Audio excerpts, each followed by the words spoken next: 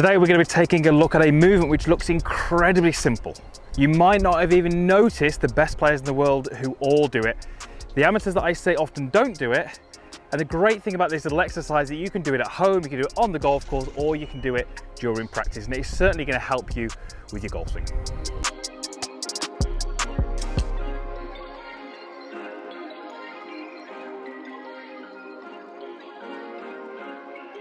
So all the best players do it, but you might not have noticed them doing it. What is this little move that we're talking about? Well, it's actually something which is really important within the golf swing, but it's actually something that they do when they're not making a golf swing. Let me explain. So imagine we get a clip of watching the European Tour golf, the Ladies Tour or the PGA Tour, and we see a golfer who's on the tee, but they're waiting. There's a group in front and there's a little bit of a slow play. And what you'll see them doing is they'll be often holding that club in their lead arm, and they'll just be waiting, and they might well have their feet crossed, they might well have their hands in their pockets, and they're looking incredibly relaxed. And what they're doing is they're just kind of moving the club around their body like this. And it looks almost as if they're not really thinking, they're just doing it subconsciously, and it's just almost like a little habit that a lot of great golfers will do and will have. The thing is, lots of amateurs really struggle to do that.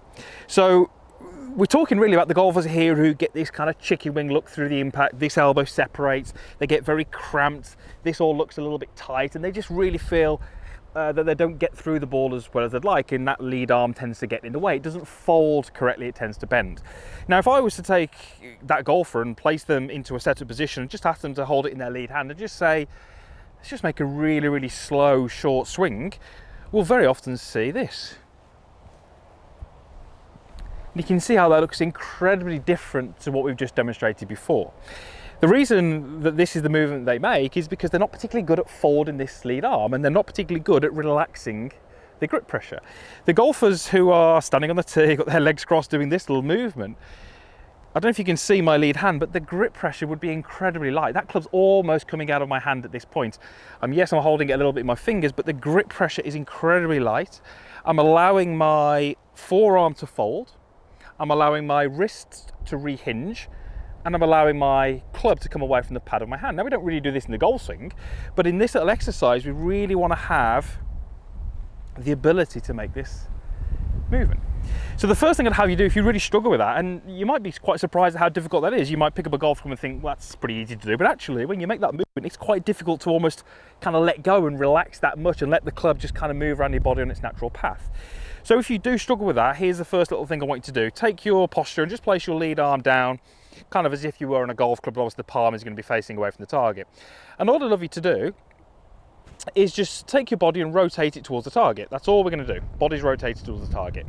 And now what we're going to do is we're going to turn the palm up, and we're going to let the arm and the elbow sit a little bit more down towards the ground. So you can see how the elbow is pointing more down, there's a little bit of bend and my palm is facing up. Now if I was to hold a golf club, that would be pretty much where I want to be in this follow through position. So really it's a rotation of the body and it's a fold of the arm to allow the palm to face back at me. This is the movement that we'll see all too often. Yes, there's a bend in the arm, but it's not folded. We call that external rotation. There isn't any of that, and the palm tends to face more down towards the ground. When the palm faces down towards the ground, that's when we really have to sort of buckle this lead wrist, because the club's got plenty of speed and it's trying to go around your body. So the first little exercise is just to go from here, rotate, palm up, and then start to just blend that, and just start to blend that movement and just see what that feels like initially without a golf club. And you can see how this would be very much what we want to see at the end. Once you think that you've got that a little bit more comfortable, do it with a golf club. But let's put a little bit of energy into the club first. It's quite difficult to do it from a static position. So let's move the club back a little bit. Let's get it a little bit of energy in it. And as we go through, we just make that same little movement. There's the bend of my arm. The elbow's facing down towards the ground and the palm is facing back at me. Now, whilst we can't really look at the golf swings that those top players make on the tee when they're waiting for the group in front to clear, if we could slow that down and we knew where their target was, or we had a little bit of an idea what they were trying to aim towards, we'd pretty much find that when that club reaches the bottom of its arc, the club face is in almost all cases pretty square. It's never ever going to be way open. It's never going to be excessively closed. It's pretty much squaring up every single time right at the bottom. So this little movement, this kind of folding of the lead arm, little mini rotation, does a couple of things. It lets the club move quite naturally around my body, but it tends to also very naturally square the club face. And that's really why we want you to do this little exercise. Now, I'm going to try and hit one-handed. This is where there's a fair bit of pressure on this. I mean, this is going to be super slow speed, but I'm just looking to see if I can create that movement with the ball there. And this would be phase 3. So phase 1 is no club, phase 2 is with the club, and phase 3 is that can we actually just do it with a golf ball on a tee.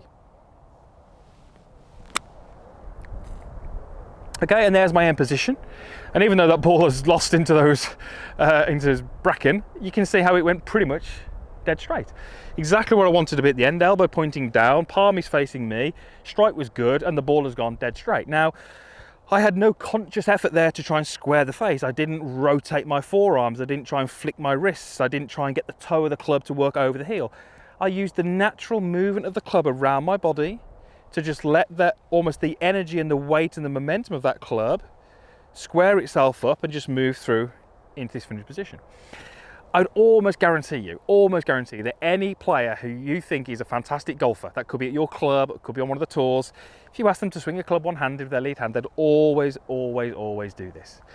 As you start to creep towards the higher handicap, as the slicers, the golfers that don't strike it well, that becomes very rigid. The left arm tends to become very stiff. The grip pressure becomes too stiff. They don't let the club head swing around your body. Just look how much further the club head is traveling versus my elbow. When we do this incorrectly, the club head and the elbow often travel a very similar distance, and we don't let that club head release. It's simple. Trust me, it's simple. It looks simple. The best players make it look simple, but it's not. If you struggle with any of those things we've talked about, the strike and the flight and the slice and the speed, you might find it incredibly difficult, but build it into your routine. When your playing partners are teeing off, just stand at the back of the tee and just make that movement. Just get it to feel comfortable until it becomes a little bit more subconscious, because that's when it's more likely to happen in the golf swing. So a really simple little exercise this week, but one that can really help you.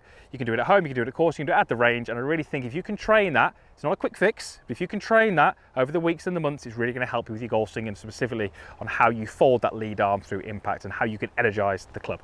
Thanks for watching. Usual stuff is down below, comments box, like button, and also if you're not a subscriber, I'd love you to be one. It's absolutely free. There's videos coming each and every week. I really believe they can help you play some better golf. So click that button, click the bell icon as well, just means you'll be notified each time I do upload a video, and I really hope we'll see you back here again soon for a future video. Thanks for watching.